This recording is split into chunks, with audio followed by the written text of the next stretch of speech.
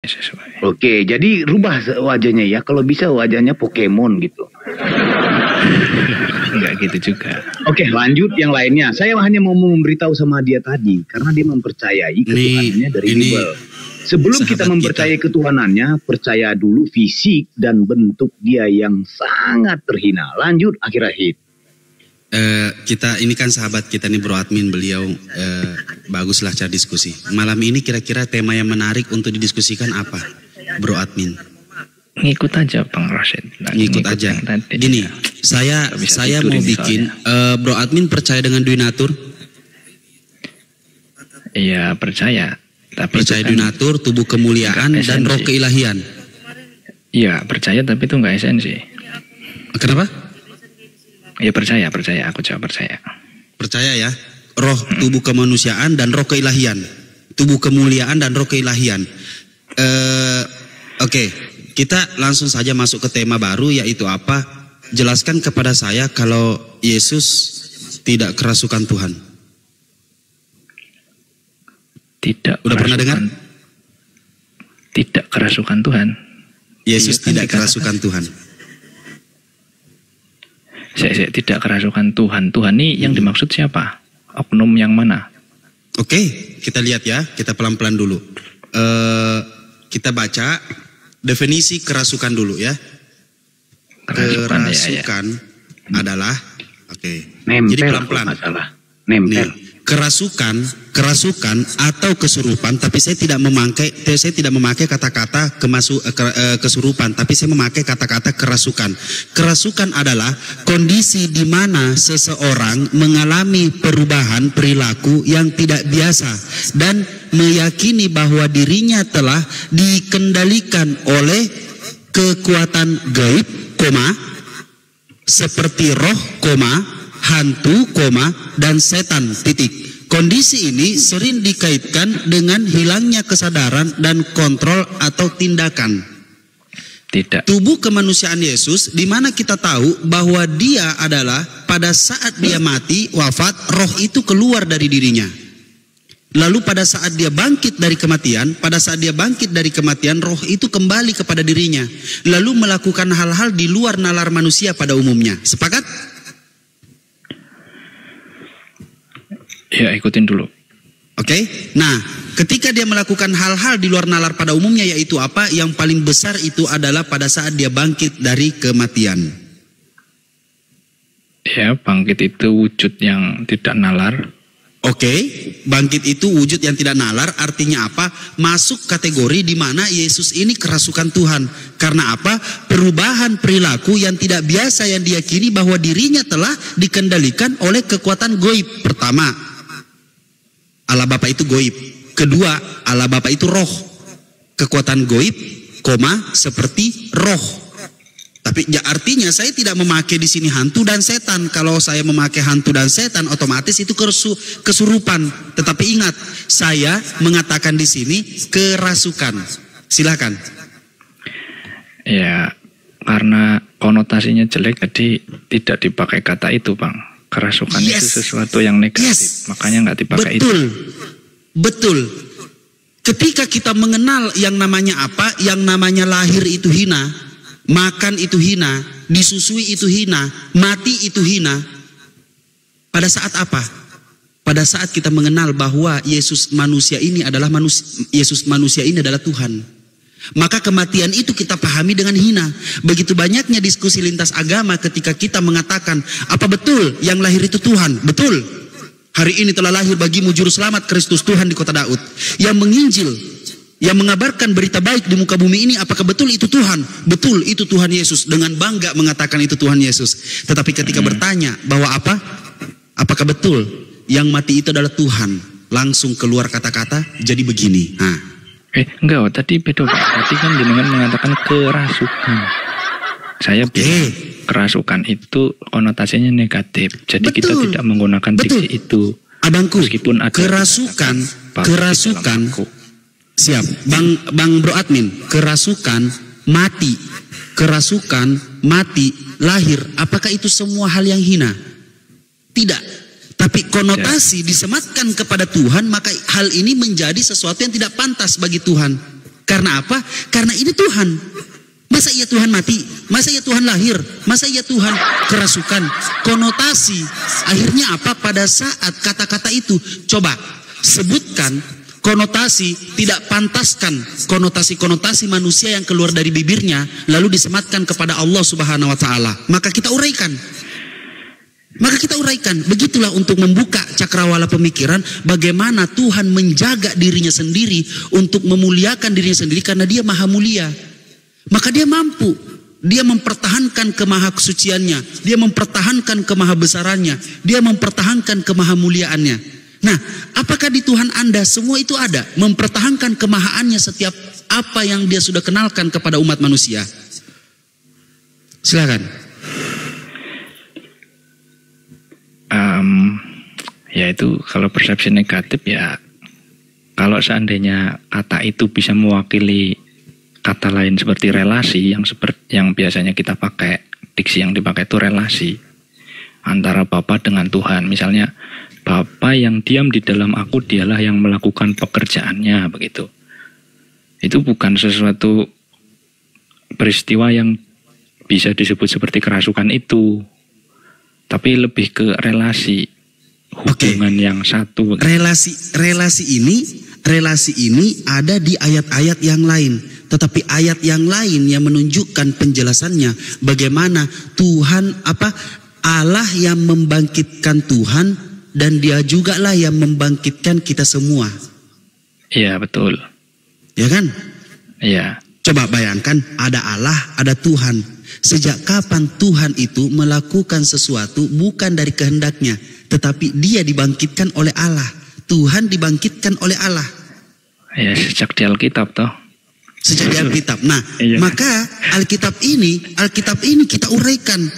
Di mana Yesus mengatakan ketika aku dan Bapa adalah satu, tidak ada yang mampu sampai kepada Bapa tanpa memaku aku, tanpa melewati aku. Nah, tidak melalui aku.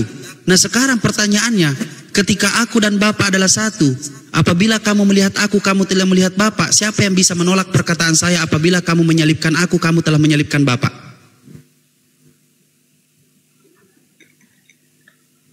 Ya berbeda karena Bapa bukan Yesus. Sekalipun Bapa bukan Yesus.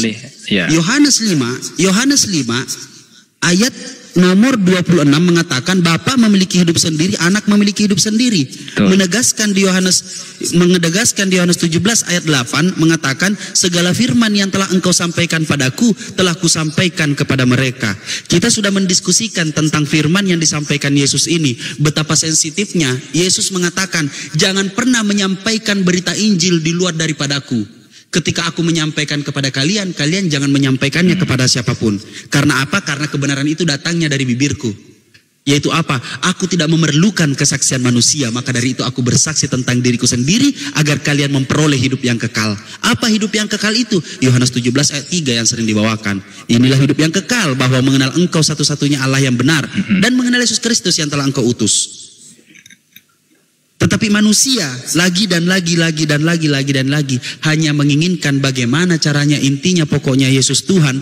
Maka semua pertanyaan-pertanyaan itu tidak bisa kita uraikan, bagaimana kita bisa bayangkan betapa sulitnya untuk membela Tuhan, di mana ketika seorang Islam bertanya kepada Kristen hanya bisa dan berusaha untuk membela Tuhan. Tetapi ingat, ketika semua yang namanya pertanyaan-pertanyaan dilemparkan kepada Muslim, kami umat Muslim tidak ada yang namanya membela Tuhan, tetapi kami hanya bisa menyampaikan kebenaran walaupun dengan satu ayat, karena itu adalah perintah, bukan untuk membela Tuhan, tetapi menyampaikan firman Allah. Seperti itu, saudara. Silakan. Iya, Bang Rasid, tadi sudah betul sesuai yang disampaikan di Alkitab. Kemudian ada peristiwa yang lain sampai kepada peristiwa yang puncak itu tentang beritakanlah kabar gembira tentang Yesus. Jadikanlah semua bangsa pengikutnya. Jadikanlah semua bangsa muridku. Iya. Betul? Muridnya kan. Sekarang saya tanya, bangsa muridnya Yesus itu bangsa apa? Bangsa muridnya bukan. Jadikan semua bangsa itu di luar bangsa Israel. Jadikanlah semua bangsa muridku. Yesus mengatakan di situ, jadikanlah semua bangsa muridku. Betul? Iya. Ya sudah, bangsa muridnya Yesus apa? Semua orang, maksudnya orang-orang di luar Israel. Orang-orang di luar Israel. Yesus mengatakan binatang orang di luar Israel. Sebelum kebangkitan. Tidak pantas seekor anjing. Sebelum perintah ini, betul keselamatan datang dari bangsa Yahudi. Lantas ketika mau ditabrakkan lagi, ketika artinya apa? Artinya Anda ditabrak lagi oleh perkataan Yesus sendiri. Tidak, aku diutus hanya untuk domba yang hilang dari bangsa Israel. Hanya. Ya betul, itu pertamanya untuk Israel dulu. Keselamatan itu datang dari bangsa Israel. Setelah keselamatan diberikan ke Israel, diperintahkan untuk diberikan juga keluar Israel. Di mana dikatakan? Sejak kapan? Itu tadi. Bukan setiap orang yang berseru kepadaku Tuhan, Tuhan akan masuk ke dalam kerajaan sorga, melainkan ia yang menuruti kehendak Bapakku yang di sorga. Apa kehendak Bapaknya Yesus yang di sorga? Pernahkah kehendak Bapak Yesus yang di sorga itu memerintahkan untuk mengabarkan Injil di luar Israel? Iya, Yesus berkata kan begitu, betul. Bahkan dia berkata, apa yang aku katakan bukan dari diriku, ya kan, melainkan dari Bapa. Nah, makanya betul. Di ayat yang terakhir ini, kepadaku telah diberikan segala kuasa di langit dan di bumi, itu kan juga atas perintah Bapa. Oke, lantas ketika Yesus mengatakan aku tidak dapat berbuat apa-apa dari diriku sendiri, aku menghakimi sesuai apa yang ku dengar, yang lebih dulu ayatnya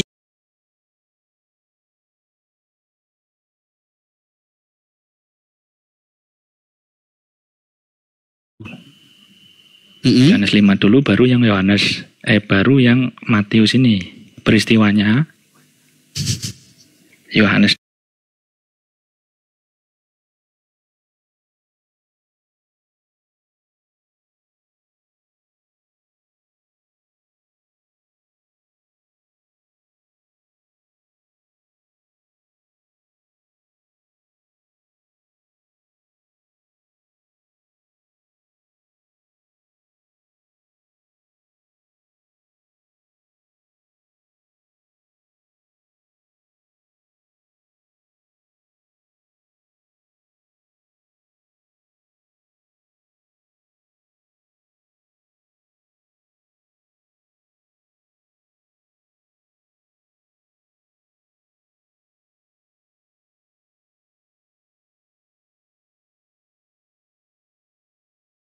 Qala Isa bin Maryam ya Bani Israel inni Rasulullah ilaikum.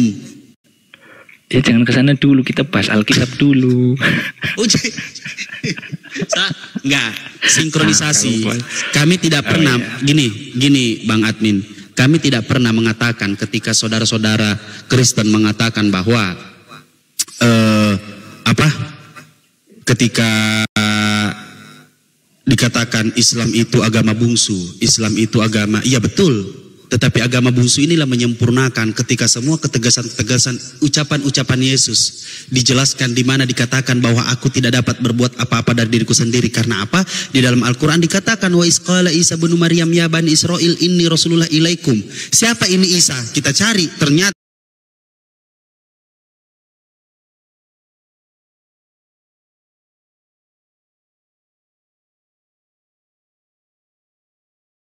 yang hilang dari bangsa Israel. Lalu kita lihat, kita baca bagaimana cara penciptaannya. Dan dalam Al-Quran dijelaskan cara penciptaannya dengan firman. Lalu dipelintir tentang apa? Tentang Yohanes 1 ayat 1 bla bla bla begini. Ternyata diadopsi dari ajaran apa? Dari ajaran yang mungkin Anda sudah tahu. Ajaran apa? Bagaimana Allah Subhanahu wa taala menciptakan manusia dengan firman yang kedua kalinya. Karena apa? Tidak ada satupun yang namanya perawan suci bisa hamil tanpa kehendak Allah dengan firman. Innama amruhu isya aroda syai'an ayakulalahu kun fayakun. Jelas seperti itu. Lalu kita tarik lagi, kenapa Yesus dikatakan Tuhan, Yesus dikatakan ini, ternyata diadopsi dari ajaran-ajaran apa? Banyak yang bisa kita pahami Banyak yang kita bisa pahami di dalam pembelajaran tentang apa? Contoh, yang namanya Tritunggal. Tritunggal itu bisa diambil tentang yang dulunya Bapa, Putra, dan Bunda Maria, lalu diganti Bapa, Putra, dan Roh Kudus, karena yang namanya seorang anak kalau barengan sama ibunya, dia tidak akan pernah jadi Tuhan. Maka disimpanlah di situ Roh Kudus. Lalu ketika disimpan Roh Kudus, cara votingnya bagaimana? Cara votingnya mengangkat tangan. Tangan terbanyak yang diangkat, maka diambillah Bapa, Putra, dan Roh Kudus. Begitu ya, sejarahnya. Gini, oke. Di luar doktrinnya. Di luar doktrin. Tentang Yesus Tuhan, di luar doktrin, kalau orang Kristen umumnya atau saya pribadi memang mengatakan Yesus sebagai Tuhan karena hanya Yesus yang bisa memberi keselamatan. Jadi tidak mungkin keselamatan saya sebagai manusia diberikan hanya oleh manusia. Obat kau Dinda. Kalau bukan Tuhan, tidak mungkin ada manusia yang bisa memberi keselamatan. Nah, sekarang pertanyaannya ke Bang Rosid. Mungkin nggak ada manusia yang bisa memberi keselamatan ke Bang Rosid? Ada. Inilah jalanku, maka ikutilah aku. Ada manusia siapa? Ada. Sangat ada. Luar biasa ada. Di mana di surah Al-An'am ayat 153 dikatakan, sungguh inilah jalanku yang lurus, maka ikutilah. Jangan kamu ikuti jalan yang lain sehingga mencerai-beraikanmu dari jalannya. Dalam jalannya. Yohanes 1 ayat 1, pada mulanya adalah firman bersama-sama dengan Allah, dan firman adalah Allah. Yohanes 1:14, firman itu telah menjadi manusia dan hidup di antara kita. Satu ayat, satu Bible, satu apa itu namanya, menimbulkan berapa ribu denom yang ada di muka bumi ini. Enggak usah di muka bumi ini, di dalam Indonesia ada berapa denom di Indonesia ini? Satu ayat. Maka benar kata Rasulullah SAW mengatakan, sungguh inilah jalanku yang lurus, maka ikutilah. Jangan kamu ikuti jalan-jalan yang lain sehingga mencerai-beraikanmu. Katanya, aku adalah jalan kebenaran dan hidup. Tidak ada yang mampu sampai kepada Bapa tanpa melalui aku. Tetapi ingat, ada yang mengatakan Yesus itu Nabi, ada yang mengatakan Yesus itu Tuhan, ada yang mengatakan Yesus itu utusan, ada yang mengatakan Yesus itu Rasul. Semua berbeda-beda. Satu dalil, tetapi Al-Quranul Karim satu dalil menyatukan, finish. Inna dina innallaha Islam. Karena apa? Yang selalu saya sampaikan, zalikal kitabu la raiba fihi hudal muttaqin alladzina yu'minuna bil ghaibi wa yuqimunas shalah wa mimma razaqnahum yunfikun. Untuk seluruh umat manusia yang bertakwa, litubayyina linnasi ma nuzila ilaihim wa la'allahum yatafakkarun. Satu dalil menyatukan seluruh umat manusia, yaitu Islam. Assalam. Ya. Kalau dari Islam iya oke. Tapi kita coba geser ke pertanyaanku yang kaitannya sama Kristen. Sebentar, akhir-akhir saya tambahi. Tadi Bro Admin membawa Matius. Apakah kau tidak sadari, Bro Admin, perkataan Yesus sendiri sudah mengatakan, dialah murid yang memberi kesaksian tentang semuanya. Ingat, dialah murid yang memberi kesaksian tentang semuanya ini, dan yang telah menuliskannya. Dan kita tahu bahwa kesaksiannya itu benar. Masih banyak hal-hal lain yang diperbuat oleh Yesus. Tetapi, jikalau semuanya itu harus dituliskan satu persatu, maka agaknya dunia ini tidak dapat memutar semua kitab yang harus ditulis itu. Jadi, Yesus sudah menerangkan di sini. Dialah murid yang memberi kesaksian tentang semuanya. Enough. Semuanya. Dan yang telah dituliskannya. Dan kita tahu bahwa kesaksiannya itu benar. Jadi tidak ada lagi. Itu kan ada di perkataan Yesus. Di Yohanes 21, 24-25. Jangan bawa-bawa Matius lagi. Karena Yesus sudah mempertegas di sini. Yohanes. Kalian tahu Yohanes siapa? Dia berkata, dialah murid yang memberi kesaksian tentang semuanya ini. Dan yang telah menulukiskannya, dan kita tahu bahwa kesaksiannya itu benar. Masih banyak hal yang lain diperbuat oleh Yesus. Tetapi, jikalau semuanya itu harus dituliskan satu persatu, maka agaknya dunia ini tidak dapat memuat semua kitab yang harus ditulis. fenomena yang terjadi, kalau kami tulis semua perkataan kalian yang di TikTok ini, mungkin dari Sabang sampai Merauke, kertas itu tidak cukup pemahaman-pemahaman dari Denom. Makanya tidak boleh, karena sudah dinubuatkan itu sama Yesus sendiri. Tidak ada, sudah selesai, semuanya ini sudah dituliskan. Karena dia tahu nanti ada denom-denom, pemahaman, tafsir-tafsir, kesimpulan, seperti kalian-kalian ini. Banyak, makanya dia tidak mau menuliskan ini semua. Dan tidak akan ada lagi tulisan-tulisan selain enough di Yohanes 21, 24, 25. Tidak ada boleh lagi. Jadi jangan bawa Matius, Lukas itu. Itu para pewarta-wartawan itu. Dari Yohanes ya? www itu. Ngeri. Coba. Ya. Oke, dari Yohanes. Oke, karena jenengan percaya dengan Yohanes, saya kutip klaimnya Yohanes. Yohanes itu tidak pernah mengatakan Yesus itu Tuhan. Karena kesaksian. Enggak. Karena Iya, kesaksian betul, yang paling jitu itu Bro Admin dari Yohanes. Dia tidak pernah eksplisit mengatakan Tuhan itu Yesus. Betul. Makanya tadi kan saya di awal mengatakan. Makanya dia mempercayai Yohanes. Yesus mempercayai Yohanes. Dialah murid yang memberi kesaksianku tentang semuanya ini. Dan yang telah menuliskannya. Dan kita tahu, kau, aku, dan bahkan generasi selanjutnya. Bahwa kesaksiannya itu benar. Cukup, tidak ada lagi. Masih banyak hal-hal yang lagi diperbuat oleh Yesus. Masih banyak. Tapi dia tidak menulis. Tetapi jikalau semuanya itu harus dituliskan satu persatu, maka agaknya dunia ini tidak dapat memuat semua kitab yang harus ditulis. Tidak butuh lagi yang ditulis-tulis. Tidak adalah enough. Cukup Yohanes.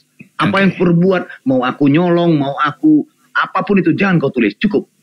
Nanti pasti ada generasi-generasi selanjutnya. Ini seperti kalian ini. Denom, pemahaman baru, tulis baru lagi. Di luar denom, Bang Kaisar di luar denom. Bang Denom percaya nggak kalau ada manusia yang bisa memberikan hidup kekal? Manusia yang memberikan hidup kekal, percaya nggak?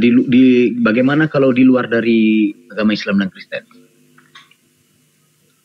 Iya, mungkin nggak manusia bisa memberikan hidup kekal? Itu pertanyaannya. Mungkin ada manusia, sosok manusia yang bisa memberikan hidup kekal. Mungkin nggak, gimana caranya manusia bisa memberikan hidup kekal? Bukannya cuma Tuhan yang memiliki hidup. Tuhan yang mana? Ya, yang mana saja. Persepsi semua agama mengatakan. Pertanyaanku gini. Aku ingat pertanyaanmu. Adakah manusia, ya kan, yang memberikan hidup yang kekal kecuali Tuhan? Benar toh? Ya, enggak. Mungkinkah manusia bisa memberikan hidup kekal? Tidak mungkin, karena hanya Tuhan saja yang bisa memberikan hidup kekal. Betul kan? Itu semua agama meyakini itu. Jadi pertanyaanku begini. Di luar persepsi aku udah memahami kekristenan. Paham. Ya. Menurutmu itu Yesus itu Tuhan atau manusia? Balik lagi karena dia bisa memberikan hidup kekal, saya percaya dia Tuhan. Baik, pertanyaan. Segala firman yang telah kau sampaikan padaku telah kau sampaikan kepada mereka. Lanjut. Pertanyaanku sederhana. Apakah Henok dengan Elia ini sezaman dengan Yesus? Tidak.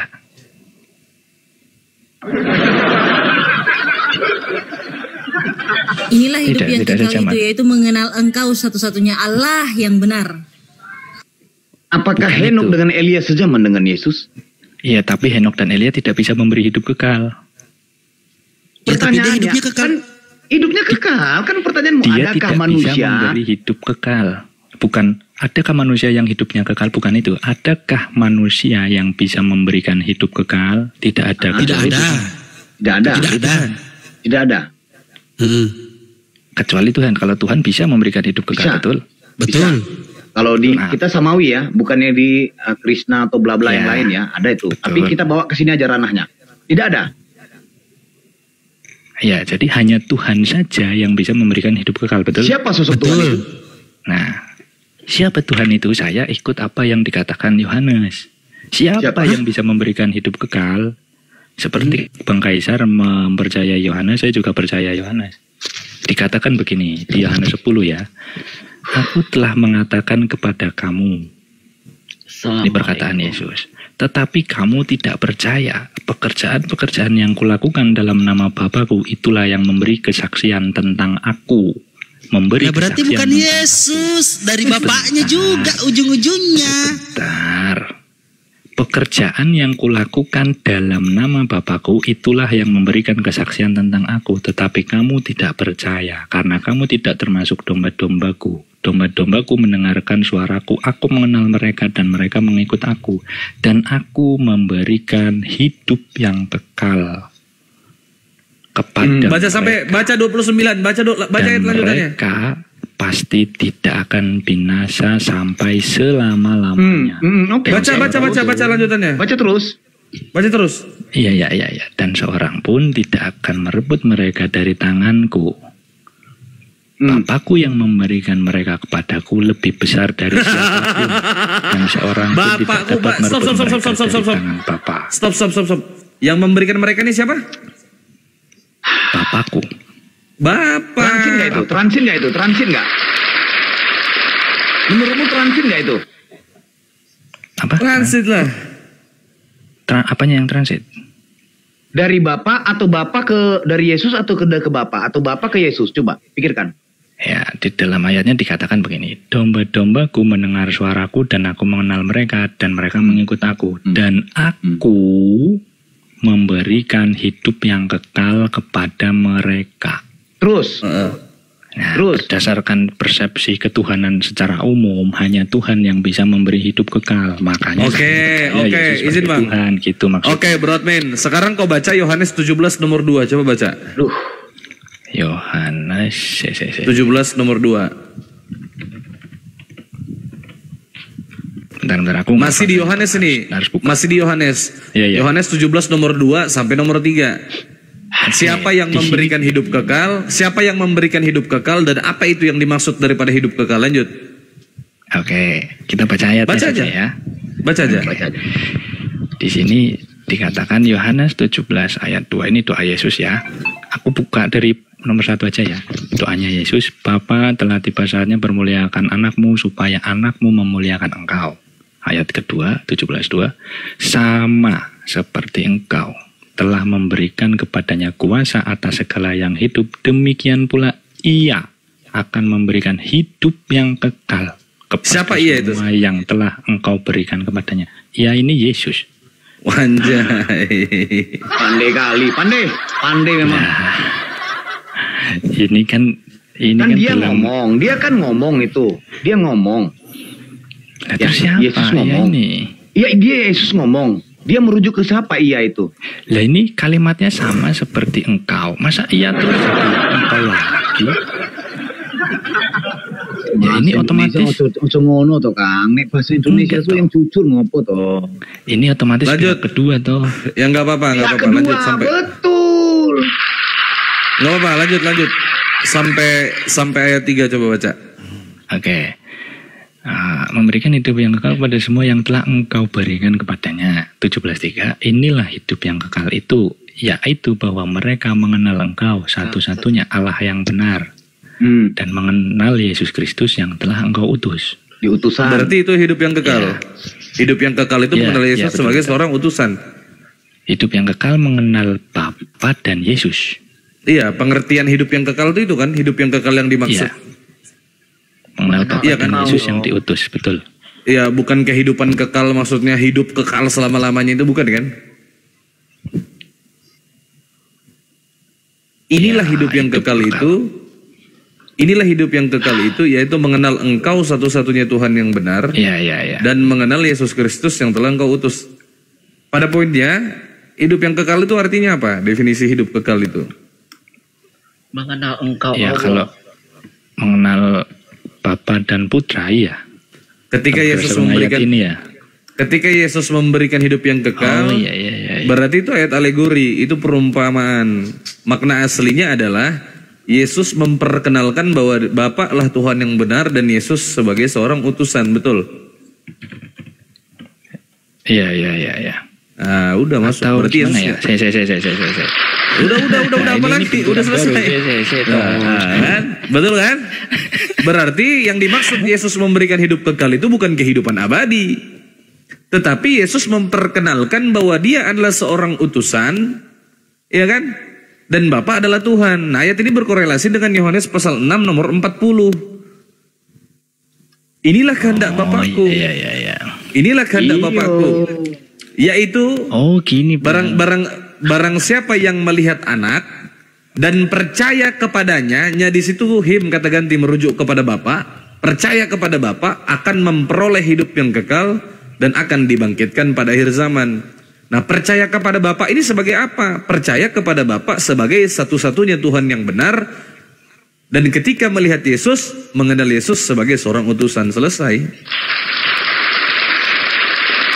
Ya, gini. Kan tadi pengkata People mengatakan jadi hidup yang kekal itu bukan hidup yang panjang. Ya, kalau pengkata People mengatakan bukan, kalau orang Kristen mengatakan bukan sekedar. Jadi maksudnya? Ada hubungan, ada sambungannya. Kalau bukan itu berarti bertolak. Kalau apa orang yang mau jelaskan bukan ini? Sekedar. Bukan sekedar itu bukan apa yang mau jelaskan? Apa Jadi sih? hidup kekal itu bukan sekedar hidup yang lama, tetapi hidup yang juga memiliki relasi dengan Allah dan Putra. Sebagai? Ya, percaya pada Bapa yang mengutus Putra, kepada Bapa dan Putra yang diutus. Oke, Yesus dan Bapa ini berbeda. Hidup kekal itu Yesus bukan Ya, saudara. Yesus dan Bapa ini kan berbeda kan? Betul. Nah, kita membedakan Yesus dan Bapa ini. Aku masuk ke Yohanes 8 nomor 17 sampai 18. Sebab ada tertulis dalam kitab Tauratmu, kesaksian dua orang itu adalah sah. Kata Yesus, akulah yang bersaksi atas diriku sendiri, dan juga Bapa yang bersaksi tentang aku yang mengutus aku. Berarti yang mengutus Yesus adalah Bapa, betul? Betul. Nah, Bapa ini kan menurut Matius 11:25, aku bersyukur kepadamu Bapa Tuhan langit dan bumi. Menurut Yesus, Bapa yang mengutus dia itu adalah Tuhan. Betul? Betul. Oke. Betul tidak ini? Betul. Kan tadi sudah saya bilang Yesus Tuhan itu kan menurut saya berdasarkan ukuran pada umumnya. Berarti parameternya itu dalam otakmu sendiri, bukan tertulis dalam kitab suci. Termasuk di dalam agama Islam juga, hanya Tuhan yang bisa memberi hidup kekal. Di Islam itu hanya Tuhan yang bisa memberi hidup kekal, nggak ada yang lain. Sedangkan pengertian hidup kekal kita berbeda. Hidup yang kekal pengertian dalam Islam dengan pengertian dalam menurut doktrin Kristen kan tak sama. Hidup yang kekal itu kan apa tadi? Relasi kan? Hidup yang kekal yang dimaksud itu dalam bentuk relasi. Relasi mengenal Bapa satu-satunya Tuhan. Saudara, tadi Anda katakan relasi. Relasi tidak tadi Anda bilang? Iya, hidup panjang yang memiliki relasi persekutuan, bukan hanya hidup panjang saja. Iya, relasi tidak. Persekutuan. Pertanyaan saya, Bapa dan Putra. Iya, mengenal Bapa sebagai Tuhan dan mengenal Yesus sebagai seorang utusan, betul? Ya, mengenal Bapa dan Putra yang diutus, betul. Nah, pertanyaan saya, sekarang kita sudah sepakat, yang pertama, Yesus dan Bapa adalah dua entitas atau dua pribadi yang berbeda. Menurut Yesus, menurut Yesus, Bapa adalah Tuhan. Menurut Anda, Yesus adalah Tuhan, betul? Iya. Apakah gelar Tuhan yang disandang oleh Bapa dan gelar Tuhan yang disandang oleh Yesus itu setara? Setara apa tidak? Setara, sama aja. Ketika Bapa dikatakan Maha Kuasa, Maha Perkasa, tidak terbatas, apakah Yesus juga dikatakan Maha Kuasa, Maha Perkasa, tidak terbatas? Iya, kan tadi di dalam doa Yesus juga disebutkan sama seperti Engkau. Oke, sebentar. Berarti setara ya? Iya. Apakah semua yang diketahui oleh Bapa pasti diketahui oleh Yesus? Ya, kalau sudah bilang setara berarti dalam pengetahuan juga sama ya. Ada kira-kira satu hal yang diketahui oleh Bapa tetapi Yesus tidak tahu itu? Kedatangan kedua mungkin? Kedatangan kedua dalam maksudnya? Ya, kedatangan kedua. Tadi katanya setara. Setara apa tidak setara? Ya, setara. Kalaulah dia setara, maka Bapa dikatakan Maha Tahu, betul? Betul. Yesus dikatakan Maha Tahu, betul? Ya, betul. Kalau Yesus dikatakan Maha Tahu, Bapa dikatakan Maha Tahu, otomatis semua yang diketahui oleh Bapa pasti diketahui oleh Yesus, betul? Oleh Yesus, iya. Nah, kalau seandainya dalam kesetaraan Yesus dan Bapa ini, ternyata setelah kita riset, ada fakta yang mengungkap bahwa Yesus tidak mengetahui satu hal, gugur tidak ketuhanannya Yesus ini sebagai yang Maha Tahu? Gugur. Gugur tidak? Jujur, jawab jujur. Jawab jujur. Gugur tidak kira-kira Yesus ini dikatakan Tuhan jika dia tidak mengetahui satu hal? Anda katakan tadi dia setara dan dia sama-sama maha tahu. Sepakat kan Anda sama saya? Ayo. Iya, oke. Betul. Nah, ya gugur lah. Jadi jadi otomatis jadi gugur. Setaranya jadi Bapak maha kuasa, Yesus maha kuasa. Bapak maha perkasa, Yesus maha perkasa. Bapak maha tahu, Yesus maha tahu. Betul? Betul. Ya, seharusnya begitu. Seharusnya seperti itu. Anda baca Matius 24 nomor 36. Matius 24 nomor 36. Bentar, aku buka dulu. Wah, ini repot ini jawabnya ini. Tetanaya benar ini. Tetapi tentang hari dan saat itu tidak seorang pun tahu, malaikat-malaikat di surga tidak, anak pun tidak, hanya Bapa sendiri. Tetapi tentang datangnya hari itu tidak seorang pun yang tahu. Malaikat di surga tidak, anak pun tidak. Anak yang dimaksud di sini siapa? Yesus. Hanya Bapa saja. Kenapa tentang datangnya hari kiamat cuman Bapak yang tahu? Kenapa Yesus tidak tahu? Di mana letak kemahatahuan Yesus pada saat itu? Silakan. Ya, gini. Oke. Ini jawaban ininya ya, jawaban. Ya, jawaban asalnya lah. Gini aja, jawaban mengarangnya gini bro gitu. Lanjut. Di mana letak kemahatahuan? Kan tadi kan setara. Nggak boleh lagi dikatakan tidak setara. Kalau Anda katakan anak yang dimaksud di situ merujuk kepada kemanusiaannya Yesus, Anda berdusta. Kenapa saya katakan berdusta? Karena pada saat Yesus itu menjadi manusia, dia juga sepenuhnya Tuhan. Dia menyandang gelar ketuhanannya, tidak terlepas gelar ketuhanannya pada dirinya, betul? Nah, dalam Kolose 2 nomor 9, ya, di dalam jasmaniahnya Yesus, secara jasmani itu berdiam kepenuhan kealahan. Artinya apa? Allah atau gelarnya Yesus sebagai Allah itu, sebagai Tuhan itu berdiam secara jasmaniah. Maka jasmaniahnya Yesus, kemanusiaannya Yesus juga Tuhan. Tertulis dalam Kolose 2 nomor 9. Seperti ini. Pertanyaan saya, ya, di mana letak kemahatahuan Tuhan yang kau imani itu? Dalam Matius 24 nomor 36. Silakan Dinda. Itu sulit itu pertanyaannya. Jawabannya itu hanya bisa pakai pendekatan. Pendekatan maksudnya? Jadi pendekatan dengan menafsir ayat yang lain. Menafsir? Nggak bisa. 2 Petrus 1 nomor 20. Nggak bisa jawab. Segala sesuatu yang tertulis dalam kitab suci, begini saudara, nggak bisa. Baca 2 Petrus 1 nomor 20. Segala sesuatu yang tertulis dalam kitab suci itu tidak boleh ditafsirkan menurut kehendak sendiri. Kena lagi kau. Tidak boleh kau tafsirkan itu. Apapun yang tertulis dalam kitab sucimu itu yang harus kau imani. Double kill. Kau pertanggungjawabkan itu. Ya sudah begini. Ya sudah. Ayo. Karena berarti gugur ketuhanannya Yesus ya. Satu poin, jujur tapi ya. Gugur ketuhanannya Yesus ya. Silakan. Oke, cek ya. Sebentar, kan harus tertulis di Alkitab. Ya harus tertulis dalam Bible karena itu sumber informasi yang datangnya dari Tuhan. Di luar daripada Bible itu bukan firman Tuhan, itu karangan namanya. Ya, jadi saat Yesus sedang menjadi manusia dikatakan oleh Filipi, ia telah mengosongkan diri. Kan udah ketebak kan, mengosongkan diri kan. Kan jadi aku ya harus ada ayatnya. Ya. Itu ada ayatnya loh. Nggak apa-apa. Iya nggak apa-apa. Iya nggak apa-apa, ngerti aku. Nah sekarang baca Kolose 2 nomor 9, baca ayatnya tuh full. Waduh, ada lagi aja nih. Kolose. Baca 2 nomor 9. Kolose 2 nomor 9. Kolose 2 nomor 9. 2 ya. Kolose 2 pasal 2 nomor 9. Ya. Tadi kan kau mau main ayat, ayo.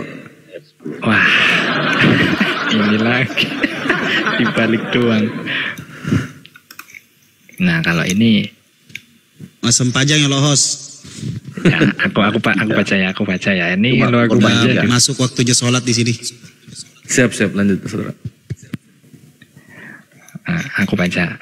Hati-hatilah supaya jangan ada yang menawan kamu dengan filsafatnya yang kosong dan palsu menurut ajaran turun-temurun dan roh-roh dunia, tetapi tidak menurut Kristus.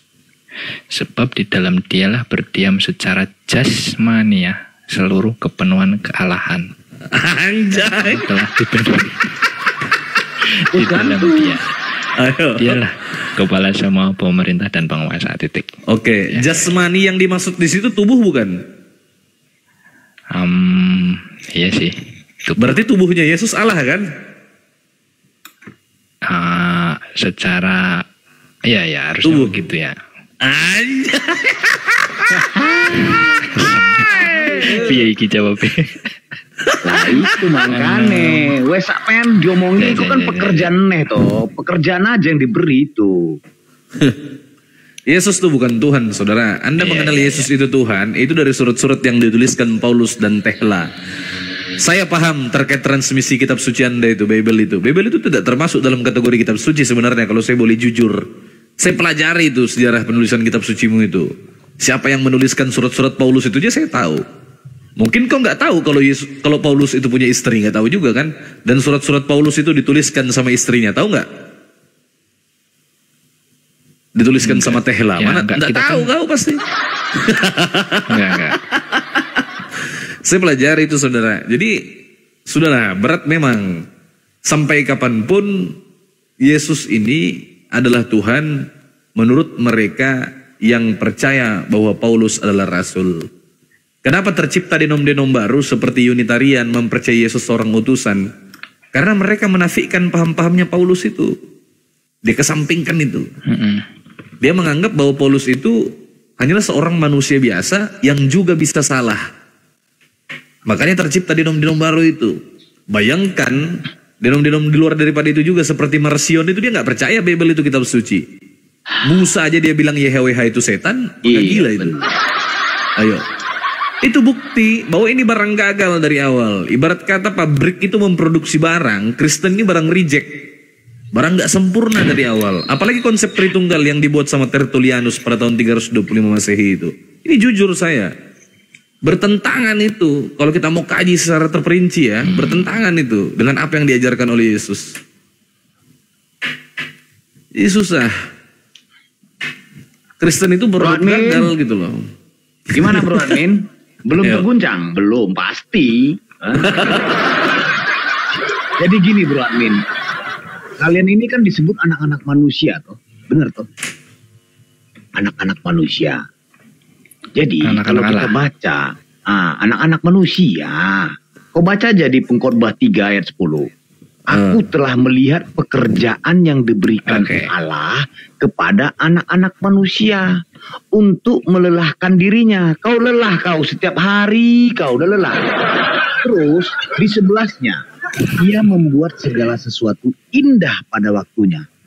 Bahkan ia memberikan kekekalan dalam hati mereka. Tetapi manusia tidak dapat menyelami pekerjaan yang dilakukan Allah dari awal sampai akhir. Percuma kau debat. Gak bisa kau selami. Sudah tertera di sini. Akan tetapi, loh Bro Admin, akan tetapi manusia tidak dapat menyelami pekerjaan yang dilakukan Allah dari awal sampai akhir. Bahkan kalian diberi lelah kalian dibikin. Memang begitu tujuannya. Bagaimanapun kalian begitu. Karena sudah tertulis. Aku telah melihat pekerjaan yang diberikan oleh Allah kepada anak-anak manusia. Untuk melelahkan dirinya. Simple. Gampang kok. Tapi bagaimanapun selelah apapun kalian. Sampai tewas pun kalian tidak akan bisa kalian menyelami pekerjaan Allah dari awal sampai akhir. Tepuk tangan untuk Allah.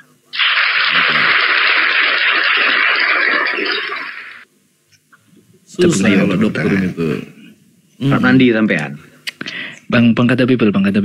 Kalau Sebentar. Aku masih penasaran yang tadi karena itu aku juga ini ya. Kalau itu bukan bertentangan,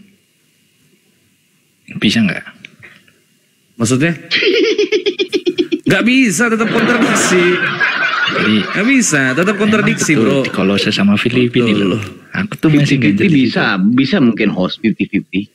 Iya, itu tetap kontradiksi, nggak bisa. Kalau kau bawakan dalil Filipi ditabrak sama Kolose 2 nomor 9 itu nggak bisa.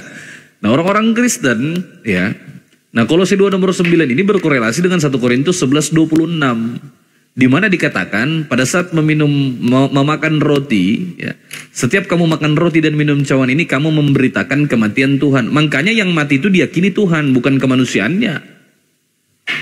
Tuhan yang mati itu. Kalian mempercayai yang mati itu kemanusiaannya Yesus. Tuhan tidak bisa mati. Di doktrin yang lain seperti itu. Tapi menurut catatan Paulus berbeda lagi saudara. Beda itu. Yang mati itu harus Tuhan. Yang mati itu harus Tuhan. Gitu loh. Kalau dia nggak mati dan dia nggak bangkit, nggak mungkin dia jadi Tuhan itu. Dia harus mati itu. Itu berkaitan dengan Roma 14 nomor 9. Sebab Kristus telah mati dan bangkit supaya ia menjadi Tuhan. Kau tahu nggak kata supaya itu definisinya apa? Definisi kata supaya itu adalah harapan atau mudah-mudahan. Definisi kata menjadi itu adalah perubahan keadaan dari yang sebelumnya apa menjadi apa. Jadi kalau dikatakan Kristus telah mati dan bangkit supaya ia menjadi Tuhan, artinya adalah mudah-mudahan dia berubah jadi Tuhan itu. Itu harapan Paulus. Harapan Paulus, dipaksakan doktrin itu tuliskan dalam Roma 10 nomor 9. Coba kau baca Roma 10 nomor 9, pasti itu yang kau pegang erat itu. Dalam doktrin kekristenan. Sebab jika kamu mengaku dengan mulutmu bahwa Yesus adalah Tuhan dan percaya dalam hatimu bahwa Allah telah membangkitkan dia dari antara orang mati, maka kamu akan diselamatkan. Itu kan? Semua itu datangnya dari situ. Tapi berbeda dengan yang diajarkan oleh Yesus. Mana sama? Yesus itu nggak pernah ngaku Tuhan. Itu yang pertama. Yesus bilang Tuhan itu Esa. Itu yang kedua. Tuhan yang Esa itu adalah Bapa yang di sorga. Itu yang ketiga. Yesus menyembah kepada Tuhan. Dalam Yohanes pasal 4. Apa kata Yesus? Kamu menyembah apa yang tidak kamu kenal, kami menyembah apa yang kami kenal. Masuk akal nggak kira-kira kalau ada Tuhan nyembah Tuhan gitu loh. Sedangkan definisi Tuhan itu sesembahan. Tuhan itu definisinya sesembahan. Masa sesembahan nyembah sesembahan kan nggak masuk akal. Coba kau pakai akal. Gini Bang, soal masuk akal. Oten modal imani aja. Supaya itu coba kau terangkan Bro Admin, supaya itu. Analoginya sederhana nih. Marilah kita menebang pohon hutan ini supaya kita bisa menanam sawit. Dia hutan liar terus ditebang semuanya agar bisa menanam sawit. Itu gimana coba? Bukan. Kok bukan? Tadi kan katanya bagaimana masuk cara akal atau tidak? Penebangan liar akhirnya dan illegal logging supaya apa? Supaya bisa menanam sawit. Pohon itu sudah tumbuh, udah itu pohon liar, hutan lindung, tapi ditebang supaya apa? Supaya bisa menanam sawit. Ya begitu arti supaya. Analogi sederhana kok.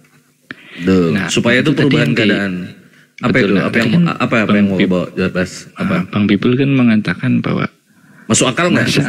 Masuk akal nggak? Sesembahan menyembah sesembahan. Masuk akal. Itu menurut Kristen masuk akal. Iya kan? Aku jawab dulu. Menurut Kristen ya itu ya masuk akal.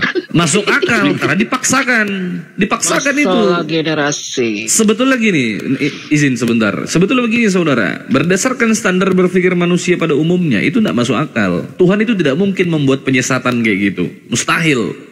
Jika ada dikatakan dia Tuhan, tetapi dia membuat kita bingung, membiarkan kita menerka-nerka, membiarkan kita menduga-duga, meraba-raba, membuat kesimpulan, pasti bukan Tuhan. Karena Tuhan itu maha bijaksana gitu loh. Kau percaya nggak Tuhan itu maha bijaksana? Percaya. Percaya nggak kira-kira bentuk kemahabijaksanaan Tuhan itu dengan cara Tuhan tidak membuat kita bingung? Ya percaya. Nah, faktanya yang terjadi hari ini seluruh umat Kristen itu bingung. Coba bayangkan, dari 60.000 denominasi yang ada di seluruh dunia kurang lebih, di Indonesia ada kurang lebih 300 sampai 500 denominasi. Yang mana yang masuk surga? Semuanya pasti mengaku masuk surga. Ya. Semuanya pasti saya masuk surga, saya masuk surga, saya masuk surga. Semuanya pasti mengatakan begitu. Kenapa? Karena masing-masing pegang dalil dan itu tertulis. Karena dalil yang dituliskan ini isinya abstrak, dia ambigu, semu. Itu seperti paradoks itu. Jadi banyak ayat-ayat di dalam Bible itu, kalau dalam kaidah ilmu filsafat itu disebut paradoks. Sebuah pernyataan yang tidak bisa dipahami oleh manusia. Atau sederhananya, pertanyaan yang tidak memiliki jawaban, yang hanya bisa merangsang akal manusia untuk terus berpikir itu. Hingga pada akhirnya berkutat di dalam kebingungan, berkutat di dalam kebingungan. Bantu admin ya, host ya, coba aku bantu. Silakan. Aku bantu kau, aku koalisi sama kau bro admin. Bilang aja percaya, karena di waktu 8 hari Tuhan Yesus dibawa, dihadapkan ke Tuhan lain lagi, cu. Gitu coba. Pada usia 8 hari Tuhan Yesus diserahkan kepada Tuhan. Ada, gampang kok. Betul. Jadi bertentangan saudara. Kalau kau pahami pakai akal itu, aku udahlah. Betul. Saya gini saudara ya, mohon maaf.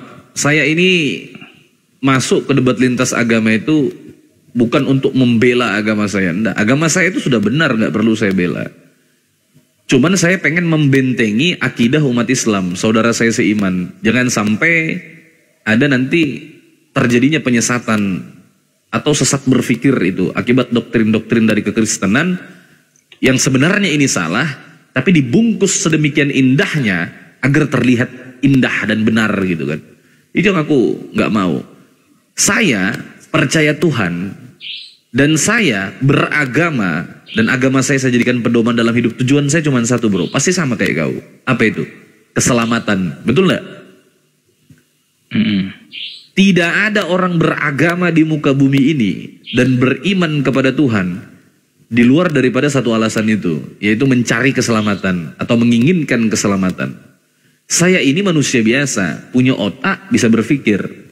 Kalaulah Yesus itu benar Tuhan dan bisa diterima oleh akal sehat, dan kalaulah Kristen ini memang ajaran yang diajarkan oleh Yesus yang dianggap Tuhan, ya. Dan kalaulah Bible itu benar kitab suci atau firman Tuhan yang dituliskan, mustahil aku tidak beriman dengan apa yang kau imani. Pasti ku imani. Pasti ku imani. Tapi faktanya, menurut kaidah keilmuan, berdasarkan berbagai macam perspektif, bahkan saya ini seorang pembelajar filsafat dari epistemologis, ontologis, dan lain-lain. Ini bertentangan Kristen ini. Matematika 1 tambah 1 aja sudah ngarang kau itu. Loh, ini jujur, fakta ini. Dari segi apapun itu kalau kamu mau pelajari, doktrin Kristen itu gak masuk akal. Mustahil Tuhan itu 3 gitu loh. Tapi kau ngakunya 1, tetap 1, dia 1 dalam kealahan. Padahal kitabmu bilang 3. Kitabmu bilang 3 Tuhan. Kan gitu. Pokoknya 3. Pokoknya 3. Jangan mualaf. Gak ada dan itu pun sebetulnya dipaksa. Sorry, kitab lagi, bukan kitab maksud saya, doktrin. Doktrinmu itu bilang 3, bukan kitab. Doktrinmu itu bilang 3 Tuhan. Paksakan itu. Padahal kitab sucimu bilang Tuhan itu 1. Nah, sumber informasi yang seharusnya kalian terima itu cuma dari 1 sumber, yaitu Yesus sebagai yang kalian anggap Tuhan itu. Yesus bilang dalam Markus 12:29. Shema Israel, Adonai Eloheinu, Adonai Ehad. Ini bukan lagi hukum utama, hukum kedua, hukum ketiga. Tapi apa kata Yesus? Hukum yang terutama. Kalau sudah dikatakan yang terutama, tidak ada lagi yang lebih utama itu. Ini pondasi keimanan. Hukum yang terutama ialah dengarlah, hai orang Israel, Tuhan Allah kita, Tuhan itu Esa. Esa itu berakar kata Ehad. Ehad itu artinya tunggal, 1. 1 tidak berbilang, satu-satunya, bukan satu kesatuan. Bukan 1 ada 2-nya, 2 ada 3-nya. Tidak seperti itu. Nah lucunya, ketika Tuhanmu itu mengatakan seperti itu, Yesus yang kau yakini sebagai Tuhan mengatakan seperti itu, kau bilang Tuhan itu 3 pribadi, 1 hakikat. Kapan Yesus bilang kayak gitu? Di mana tertulis tiga pribadi satu hakikat itu? Oke, gini Bang. Ya betul lah. Tadi memang dikatakan sesembahan menyembah sesembahan itu kan sama dengan raja menyembah raja gitu ya, kayak enggak? Maksudnya? Mungkin terdengar aneh sih memang sesembahan menyembah sesembahan ya. Enggak. Mustahil Bukan ya. aneh lagi. Di luar Nurul itu. Ini setara dia ini. Setara, kau anggap setara. Kan kau bilang kedudukannya sama antara Bapak dan Yesus ini. Itu menurut pikiranmu. Tapi menurut kitab suci bukan kayak gitu. Apa kata Yesus? Aku tidak bisa berbuat apa-apa atas diriku sendiri. Ibrani pasal 5 nomor 7 itu kau baca. Saking takutnya dia berdoa. Dia memohon dengan ratap tangis untuk diselamatkan. Lucunya apa? Dan karena kesolehannya ia telah diselamatkan. Masa ada Tuhan dikatakan soleh? Kau pikir ini anak pesantren? Ya, coba kau pakai akal pikiranmu itu. Cerita Bang. Dalam bercerita. Terjadi nggak itu? Itu terjadi tidak? Terjadi tidak? Terjadi tidak Ibrani 5 nomor 7 itu? Ya terjadi. Kalau itu terjadi, masuk akal nggak kira-kira kalau Tuhan dikatakan soleh? Nggak masuk akal. Nggak masuk akal. Loh kok enggak masalah? Kau tahu nggak definisi kata soleh itu apa? Nih, ku kasih tau definisi kata soleh itu ya, biar kau. Itu udah benar dibilang sama host tadi, itu udah benar sekali Bro Ani. Itu pemikiranmu saja. Doktrinmu itu loh, dogmamu itu yang kau hancurkan itu. Kalau kau baca juga di Kolose 2 ayat 8, ini lebih parah Bro Admin. Udah pernah baca? Tunggu. Sebentar. Bacalah Kolose 2 ayat 8. Parah ini sebenarnya. Inilah kalian ini. Semua kalian inilah dikatakan. Hendaklah kalian berhati-hati. Jangan sampai ada yang memikat kalian dengan falsafah manusia yang tidak berguna. Melainkan hanya menyesatkan falsafah itu bukan dari Kristus. Melainkan dari pendapat manusia saja dan roh-roh penguasa dunia. Jedor. Berarti Bang kasar apa Bang kata itu Alkitab ini Oke, berarti Alkitab ini kan ya sebagai pedomannya orang Kristen kan Alkitab ini nih, dan tapi menceritakan gini Bang, kalau kau bilang Alkitab memang parameter tolak ukurnya memang Bible. Tapi kan disebutkan di sini, hendaklah kalian berhati-hati. Jangan sampai ada yang memikat kalian dengan falsafah manusia. Termasuk Bro Admin. Tidak berfalsafah Bro Admin yang tidak berguna. Melainkan hanya menyesatkan falsafah itu bukan dari Kristus. Melainkan dari pendapat admin saja. Dan dari roh-roh penguasa dunia. Bom-bom, RK, macam lah itu. Udah sah. Kolose 2 ayat 8. Ditambah lagi yang dibacakan sama host tadi. Udah. Tapi aku tolong kau jangan pernah mualaf. Enggak, gini loh. Apa lanjut dulu. Apa Broadman? Lanjut Broadman. Apa tadi yang mau kau? Gini. Ya, oke lah. Tadi kan sempat disebutkan beberapa hal-hal ya yang dibenturkan juga ayatnya. Aku juga sempat. Bible tadi enggak, kau tadi berbicara soal Alkitab katamu Bible. Kenapa Bible? Ya, nah berdasarkan ukuran yang tadi jenengan sudah sampaikan, terus kesimpulannya Bang, kata Bible ini, Alkitab ini bagaimana? Apakah bisa dijadikan rujukan, bisa dipercaya atau tidak? Jelas tidak bisa. Karena gini, sesuatu itu bisa dipercaya, semuanya itu harus terjawab. Al-Quran dikatakan kitab suci karena Al-Quran itu sendiri yang mengatakan, bukan saya. Paham nggak maksud saya ini? Al-Quran itu saya imani, saya percaya sebagai kitab suci. Karena yang mengatakan Al-Quran itu kitab suci, Al-Quran itu sendiri. Ya. Paham kan? Dia sendiri yang menjelaskan dirinya. Al-Quran itu sendiri yang menjelaskan bahwa dia itu adalah firman Tuhan. Dan dia itu adalah wahyu Tuhan yang dituliskan, yang sumbernya valid, yang datangnya dari Tuhan. Bahkan sejarah penulisannya, proses pengkodifikasiannya sampai ke seluruh manuskripnya ada. Saya bisa buktikan sama Anda. Kalau Anda mau berbicara itu. Bible tidak memenuhi syarat itu kalau mau dijadikan pedoman hidup dan diimani sebagai kitab suci. Kitab suci itu adalah wahyu Tuhan yang dituliskan. Itu kitab suci. Sederhananya saja. Percaya nggak kalau saya katakan seperti itu? Ya. Itu yang membedakan. Nah, itu yang membedakan kitab suci dengan kitab-kitab lain pada umumnya, betul? Betul. Nah, jadi dia dikatakan suci karena dia datangnya dari Tuhan, dia otentik, dia terjaga itu, betul kan? Jadi dikatakan kitab suci itu karena dia itu datangnya dari Tuhan, lalu itu disampaikan kepada utusannya, melalui utusannya inilah disebarkan berita itu, betul?